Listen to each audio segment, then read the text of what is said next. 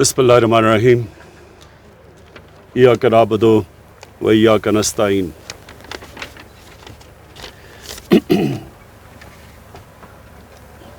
اچھا ٹھیک ہے. آج میں گلگت بلتستان کی کابینہ اور خاص طور پہ چیف منسٹر صاحب آپ کو مبارک بھی دیتا ہوں، اور میں یہ آپ سے امید لگاتا ہوں کہ انشاءاللہ یہ وہ منتخب حکومت گلگت بلتستان میں آئے گی جو کہ ایک نئی ٹریڈیشن پیدا کرے گی. ایک حکومت ایک ایسی آئے گی جو ایک ایسا گورننس کا سسٹم دے گی کہ ہمیشہ کے لیے آپ نئی سٹینڈرڈز قائم کر دیں گے. تو میں سب سے پہلے تو وہ پرائم منسٹر ہوں جو کوئی بھی پاکستان میں ایسا پرائم منسٹر نہیں جس نے یہ سارے علاقے کو اس طرح دیکھا ہو جو میں نے دیکھا ہے. 15 سال کی عمر میں پہلی دفعہ آیا تھا جب ابھی کاراکورم کا یہ سڑک بھی نہیں بنی تھی، ہائی وے نہیں بنی تھی. اور اس کے بعد میں کرکٹ کھیلتا رہا. جیسی کرکٹ سے مجھے فرصت ملی، کیونکہ سردیوں میں گرمیوں میں کرکٹ کھیلتا تھا، تو جیسے ملا تو پھر میں تب سے سارے علاقے میں پھر سے واپس آیا، اور میں آپ کا سارا علاقہ جانتا ہوں، آپ کے مسئلے جانتا ہوں، اور جو پوٹینشل ہے اس علاقے کا وہ بھی جانتا ہوں. اور میرے خیال میں کہ ہم جو انشاءاللہ ہماری یہ جو گورنمنٹ ہے، یہ جو ہم اب جس راستے پہ جس رخ پہ گلگت بلتستان کو اب ہم ڈالیں گے، یہ سب انشاءاللہ عوام کی زندگی بدل جائے گی. تو میں پہلے تو جو چیزیں ہم نے فیصلہ کیا کہ ہم آپ کے لیے کیا کام کریں گے، اب نئی حکومت آئی ہے کیا کرے گی آپ کے لیے، تو سب سے پہلے تو جو پروونشل سٹیٹس ہے اس کے اوپر فوری طور پہ کام کریں گے، تاکہ جو احساس محرومی رہی ہے اب تک یہاں وہ دور کی جائے. میں جب بھی یہاں آتا تھا مجھے نوجوان یہ کہتے تھے کہ جی ہمیں بتائیں ہم کیا پاکستانی ہیں یا نہیں ہیں، ہمارے حقوق ہیں یا نہیں ہیں.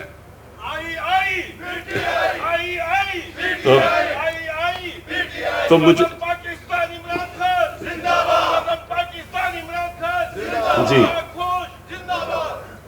تو تب سے مجھے احساس تھا کہ ہمیں لوگوں کے لیے، نوجوانوں کے لیے ان کو یہ احساس ہی نہ ہو کہ وہ پاکستان کے برابر کے شہری نہیں ہیں.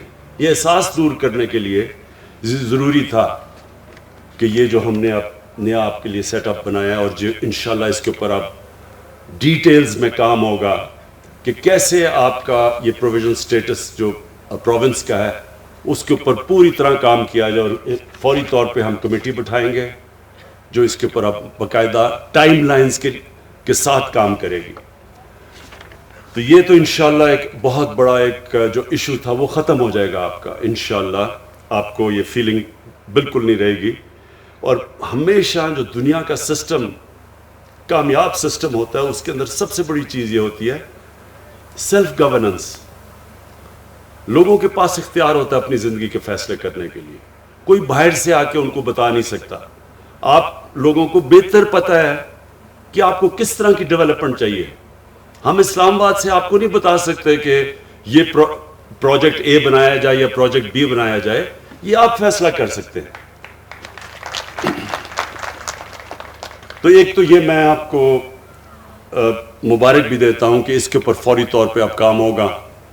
اور یہ ہماری ویژن کے ساتھ ساتھ یہ بھی ہے کہ جو ہم جب مدینہ کی ریاست کی بات کرتے ہیں تو اس میں سب سے امپورٹنٹ چیز مدینہ کی ریاست میں یہ تھی کہ انہوں نے جو پرائرٹائز کیا کہ کیسے کمزور طبقے کو اوپر اٹھانا ہے. جو لوگ پیچھے رہ گئے زندگی کی ریس میں ان کو اوپر کیسے لے کے آنا ہے. یہ نبی صلی اللہ علیہ وسلم نے مدینہ کی ریاست میں سب سے پہلے چیز کی تھی. پیسے بھی نہیں تھے, غریب لوگ تھے اس وقت, لیکن اس ریاست نے فیصلہ کیا کہ ہماری پرائرٹی ہوگی کہ جو کمزور غریب طبقہ, جو معذور ہیں, جو بیوہ ہیں, جو یتیم ہیں, ان کو ہم نے کیسے اوپر لے کے آنا ہے. تو اسی طرح نمبر 1 ہماری پرائرٹی وہ ہے. ہمارا احساس پروگرام جو ہم لے کے آئے ہیں, پاکستان کی تاریخ میں سب سے بڑا پروگرام ہے, جس کو کہتے ہیں پاورٹی ایلیویشن, غربت ختم دور کرنے کے لیے. وہ انشاءاللہ ہمارا پروگرام شروع ہے. وہ گلگت بلتستان میں بھی آپ کو زیادہ ضرورت ہے اس کی, کیونکہ یہاں زیادہ لوگ پیچھے رہ گئے ہیں زندگی کی ریس میں. تو انشاءاللہ وہ احساس پروگرام ہم یہاں لے کے آ رہے ہیں. اور اس کے ساتھ ساتھ جو مجھے آپ کے لیے جو سب سے خوشائن چیز ہے, میرے خیال میں ایک غریب گھرانے کے لیے جو سب سے امپورٹنٹ چیز ہوتی ہے کہ جب اس گھر میں بیماری ہوتی ہے تو ان کے لیے بڑی مشکلوں کا سامنا کرنا پڑتا ہے, اور پیسے نہیں ہوتے ان کے پاس. وہ چیزیں بیچ دیتے ہیں, قرضے میں مقروض ہو جاتے ہیں کسی کا علاج کرواتے ہوئے. تو ہم ہیلتھ کارڈ لے کے آ رہے ہیں, سارے گلگت بلتستان کے لوگوں کے لیے ہیلتھ انشورنس لے کے آ رہے ہیں.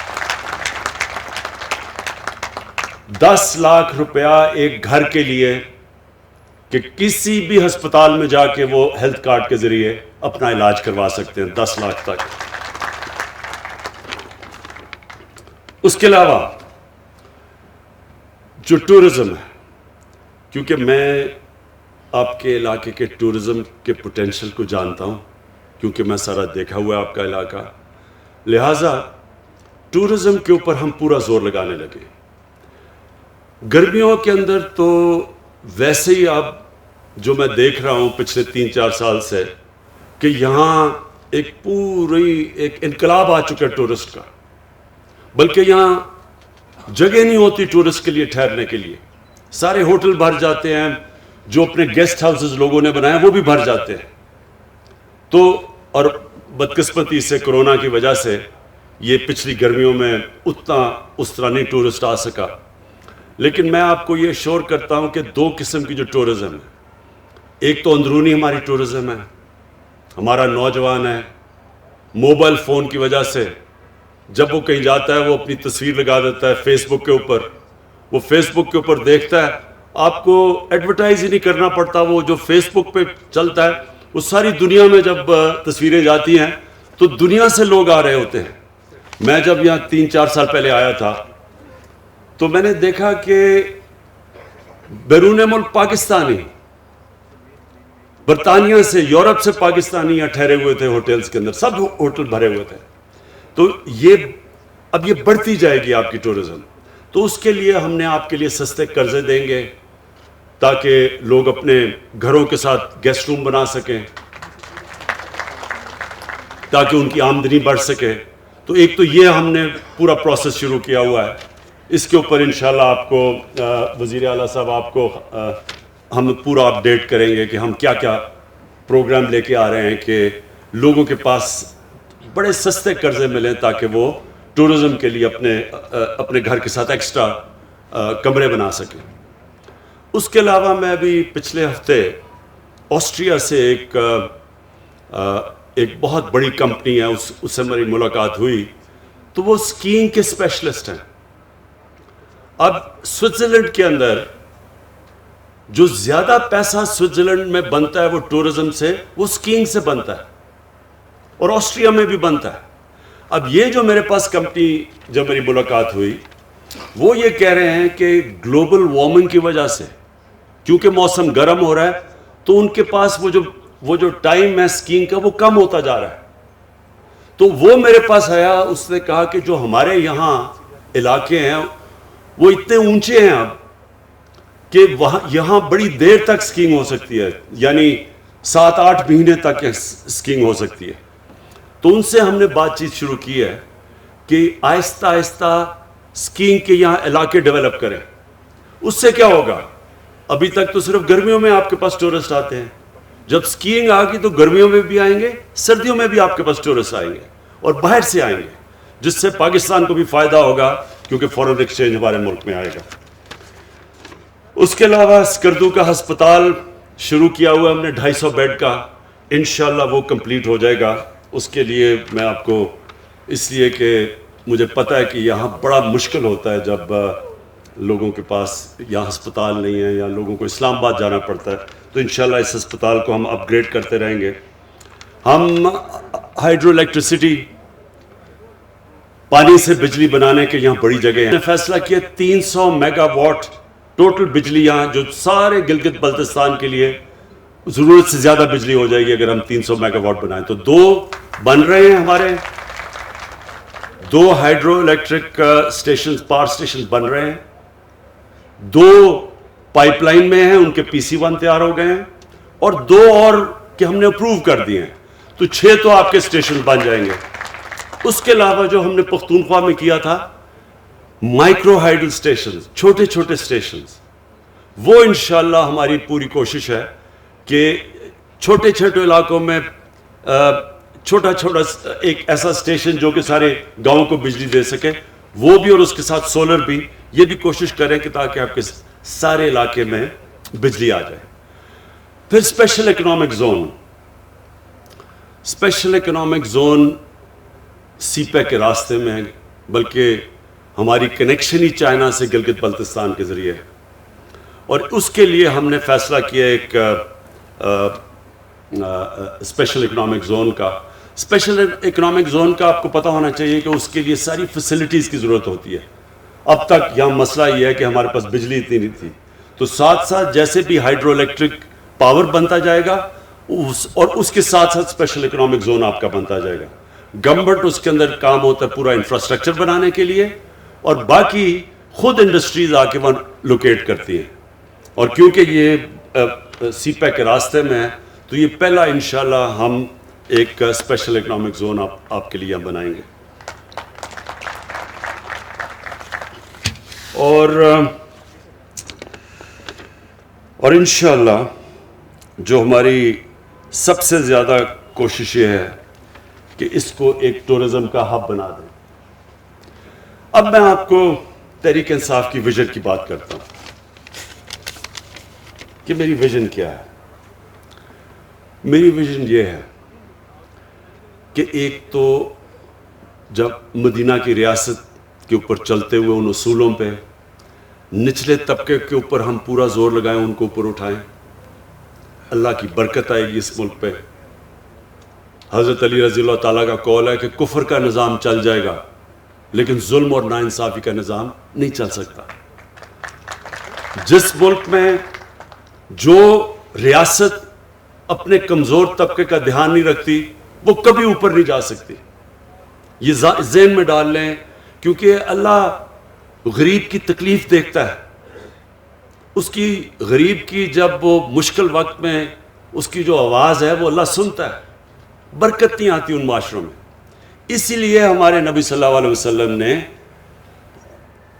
اس کے باوجود کہ ان کے پاس وسائل نہیں تھے، انہوں نے سب سے زیادہ زور اپنے کمزور طبقے کو دیا. وہی انشاءاللہ ہماری اب کوشش ہے. ہیلتھ کارڈ ہے، احساس پروگرام ہے، لیکن اس کے ساتھ ساتھ جو ہمارے علاقے پیچھے رہ گئے ہیں ان علاقوں کے اوپر بھی ہمارا سب سے زیادہ زور ہے، جس میں گلگت بلتستان ایک علاقہ ہے، جس میں ہمارا قبائلی علاقہ جو مرج ڈسٹرکٹس ہیں وہ دوسرا ہے، اور تیسرا بلوچستان ہے. ابھی جو ساؤتھ بلوچستان میں گیا تھا تربت میں، تو وہ پیچھے رہ گیا ان کا. وہ بلوچستان میں بھی کوٹا کے ارد گرد علاقے بہتر ہے، لیکن جو ساؤتھ میں وہ پیچھے رہ گئے ہیں. تو ادھر بھی ہم نے پوری اب زور لگا رہے ہیں کہ ساؤتھ کے اوپر بھی پورا بلوچستان کو اٹھائیں. تو ایک تو یہ ہے ہمارا. اور جو وزیر اعلیٰ صاحب آپ اور کابینہ کے لیے میرے لیے میں جو آخری بات کروں گا وہ یہ دیکھیں، جو لیڈر ہوتا ہے، لیڈر کی جو سب سے بڑی 2 کوالٹیز وہ بہت ضروری ایک لیڈر میں ہونا ہوتی ہے: صادق اور امین. دنیا کے گریٹسٹ لیڈر ہمارے نبی صلی اللہ علیہ وسلم تھے، اور ہمیں اللہ نے قرآن میں حکم دیا کہ ان کی زندگی سے سیکھو، ان کی سنت پہ چلو. وہ گریٹسٹ لیڈر کی یہ جو کوالٹی تھی کہ ان کے دشمن بھی کہتے تھے کہ یہ سچا انسان ہے، انہی کے قدموں پہ چل کے جو میں اپنا بڑا لیڈر مانتا ہوں وہ قائد اعظم محمد علی جناح تھے. قائد اعظم کے بھی دشمن سب کہتے تھے کہ یہ آدمی سچا آدمی. وہ انگریزی میں تقریر کرتے تھے قائد اعظم, عوام کو سمجھ نہیں آتی تھی, لیکن کہتے تھے جو یہ کہہ رہا ہے وہ سچ ہی کہہ رہا ہے. میں یہ چاہتا ہوں کہ یہ بہت ضروری ہے کہ آپ کے اوپر جو یہ اللہ کی طرف سے ذمہ داری آتی ہے, بڑی ذمہ داری ہوتی ہے کہ آپ کو ایک خاص مقام دیا ہے وزیر اعلیٰ اور وزیروں کو کہ آپ اپنے لوگوں کی زندگی بہتر کر سکتے ہیں. تو بنیادی یہ دو چیزوں سے نہ ہٹنا, صادق اور امین. ایک حدیث ہے کہ شیطان انسان کے گناہوں کو پبلک میں نشر کر دیتا ہے. آپ چھپانے کی بھی کوشش کرتے ہیں, وہ گناہ باہر نکل آتا ہے. اب کس کو کیا پتا تھا کہ آپ نے اپنا نیب کا ہیڈ بھی رکھ لیا, آپ نے چارٹر آف ڈیموکریسی سے سمجھوتا بھی کر لیا, مکا بھی کر لیا دونوں سب سے. کسی کو کیا پتا تھا کہ پینما کے اندر انکشاف ہو جائے گا اور 4 جو بڑے بڑے محلات ہیں وہ باہر آ جائیں گے, اور اس کے بعد آپ کی پھر سے ٹرائل شروع ہو جائے گی. دیکھیں یہ چوری چھپتی نہیں ہے, اور یہ چوری کو چھپانے کے لیے, ایک جھوٹ کو چھپانے کے لیے 100 جھوٹ بولنے پڑتے ہیں. اور وہ جو انسان پیسہ بناتا ہے اپنی اولادوں کے لیے, تو اولادوں کو بھی جھوٹ بولنا پڑتا ہے ان میں. وہ پیسہ بچانے کے لیے وہ بھی سارا دن جھوٹ بولتے رہتے ہیں. اس پیسے کا کیا فائدہ جو آپ کی بھی تباہی کرتا ہے, آپ کی اولادوں کی بھی تباہی کرتا ہے. یہ جو حرام کا پیسہ ہے یہ ایک اللہ کی لعنت ہے. میں دونوں آصف زرداری اور نواز شریف کو 30-40 سال سے جانتا ہوں. میں نے ان کے اوپر اللہ کا عذاب آتا دیکھا ہے. یہ ہمارے لیے عبرتناک ہے. اپنی زندگی میں دیکھا ان کے اوپر کہ ان کی کیا حالت بنی. کبھی جیل میں جا رہے ہیں, کبھی باہر آ رہے ہیں, کبھی جھوٹ بول کے لندن جا رہے ہیں, کبھی سعودی عربیہ جا رہے ہیں, سب کے چوری کا پیسہ بچانے کے لیے. پھر بچوں کو جھوٹ بولنا پڑ رہا ہے کہ لندن تو چھوڑو, پاکستان میں بھی کوئی پراپرٹی نہیں ہے. پھر یہ پوری اے پی ڈی ایم کیمپین کر رہی ہے, کرونا میں لوگ مر رہے ہیں, بیماریاں بڑھتی جا رہی ہیں, ہر روز اموات بڑھتی جا رہی ہیں. کل ہماری 3-2.5 مہینے کے بعد سب سے زیادہ لوگ ہمارے کرونا سے گئے تھے, 70 سے اوپر. لیکن وہ جلسے کر رہے ہیں. پتہ ہے کہ جب لوگ جمع ہوتے ہیں تو کرونا پھیل جاتی ہے, سب کو پتہ ہے. سارے میڈیکل ورکرز, ڈاکٹرز, نرسز ہمیں کہہ رہے ہیں کہ جی پریشر پڑتا جا رہا ہے ہسپتالوں میں, اور وہ جلسے کر رہے ہیں. اس لیے کیوں کر رہے ہیں؟ چوری بچانے کے لیے. حرام کا پیسہ انسان کو تباہ کر دیتا ہے. کسی ڈاکٹر سے پوچھ لیں کہ جو سب سے بڑا بیماریوں کی جڑ ہے نا, جس سے کینسر بھی پھیلتی ہے, ہارٹ ڈیزیز بھی, بلڈ پریشر بھی, ڈائبٹیز بھی, وہ ہے سٹریس, ذہنی دباؤ. یہ سب سے زیادہ انسان کو نقصان پہنچاتا ہے. سب سے زیادہ بیماریوں کی ڈر سٹریس ہے. اور اگر آپ نے سٹریس دیکھنا تھا تو کل ایک ہارٹ ٹاک کا انٹرویو ہوا تھا جدھر اسحاق ڈار, پاکستان کے وہ پرانے وہ جو فائنانس منسٹر, ان کی شکل دیکھ لیتے ہیں. اس پروگرام میں اس کی شکل دیکھیں تو آپ کو پتا چلے گا کہ سٹریس کیا ہوتا ہے. اگر وہ نہیں بھی اس کو ہارٹ, اس نے کہہ رہا تھا کہ میرا کوئی ہارٹ کا مسئلہ, اگر وہ نہیں بھی آیا تو اسے ہو جانا تھا. جھوٹ پہ جھوٹ بولے جا رہا ہے, ساری دنیا دیکھ رہی ہے, سب دیکھ رہے ہیں. تو میں آپ سے یہ آج ایز پرائم منسٹر, آپ کی پارٹی کا ہیڈ, خاص آپ کو تاکید کرنا چاہتا ہوں. بہت بڑی ذمہ داری ہے آپ کے لیے. جتنی آپ اپنے لوگوں کی خدمت کریں گے, آپ کو اللہ بھی آپ سے خوش ہوگا, اور جب اللہ خوش ہوتا ہے تو آپ کے دل میں سکون ہوتا ہے. زندگی آپ کی جتنی مرضی مشکل ہو, سوئیں گے آپ اچھی نیند, کوئی آپ کے اوپر دباؤ نہیں ہوگا. لوگوں کی دعائیں آئیں گی آپ کو. جب آپ ایک انسانیت کی مدد کرتے ہیں یاد رکھیں اللہ آپ سے خوش ہوتا ہے. جب اللہ آپ سے خوش ہوتا ہے تو آپ کی روح خوش ہوتی ہے, اور روح کنیکٹڈ ہے اللہ کے ساتھ, اور وہ انسان کو سکون دیتی ہے. ہمارے نبی صلی اللہ علیہ وسلم ان کی زندگی آسان نہیں تھی. ہم قرآن میں سے ہم اپنی نماز جب پڑھتے ہیں تو ہم ایک ہی چیز مانگتے ہیں کہ اللہ ان کے راستے پہ لگا جن کو تو نے نعمتیں بخشی ہیں. تو اللہ کو تو حبیب ایک ہی تھا, قرآن میں تو ایک اللہ کا حبیب ہے نبی صلی اللہ علیہ وسلم. تو ان کی, اس کا مطلب کہ ہمیں اللہ کہہ رہا ہے کہ ان کی زندگی سے سیکھو. تو نماز میں تو ہم یہ کہہ رہے ہیں نا کہ اللہ ان کے راستے پہ لگا. تو ان کا راستہ آسان نہیں تھا, بڑا مشکل راستہ تھا, بڑی اونچ نیچ مشکل وقت گزارا انہوں نے, لیکن سکون تھا ان کو. کبھی جو ان کو دیکھتا تھا مشکل سے مشکل وقت میں ان کی شکل پہ کوئی سٹریس نہیں ہوتا تھا, کیونکہ ان کی روح خوش تھی, کیونکہ وہ اللہ کا کام کر رہے تھے. اور وہ ہے آپ کا کام. جب آپ اپنی عوام کی خدمت کریں گے, آپ اللہ کا کام کریں گے, اللہ آپ کو وہ خوشی دے گا جو کبھی پیسہ وہ خوشی خرید نہیں سکتا. اور آپ انشاءاللہ اس گلگت بلتستان میں وہ چینج لے کے آئیں گے. ہم آپ کے ساتھ کھڑے ہیں, سینٹر آپ کی پوری مدد کرے گا, اور میں یہ چاہتا ہوں کہ جب آپ کا ٹائم پورا ہو تو گلگت بلتستان کے لوگوں کی زندگیاں بہتر ہو چکی ہوں. شکریہ.